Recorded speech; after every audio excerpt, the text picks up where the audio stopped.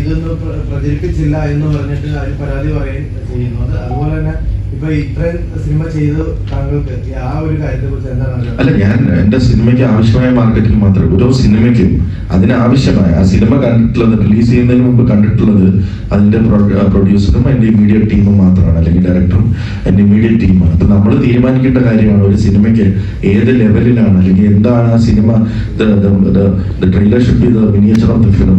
അതേപോലെ ആ സിനിമയ്ക്ക് എന്ത് ലെവലുള്ള മാർക്കറ്റിംഗ് ആണ് വേണ്ടതെന്ന് ആലോചിച്ച് ചെയ്താൽ വേറെ പ്രശ്നമൊന്നുമില്ല.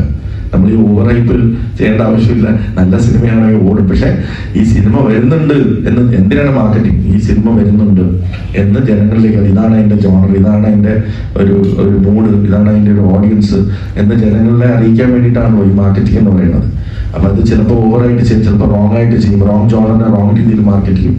അപ്പൊ അങ്ങനെയൊക്കെ വരുമ്പോഴാണ് ചിലപ്പോൾ ചില പ്രശ്നങ്ങൾ ഉണ്ടാകുന്നത്. But what we believe is the right content with the right amount of marketing released at the right time, distributed well, will always be a success. മലയാള സിനിമയിൽ തന്നെ മറ്റ് അന്യഭാഷയിലുള്ള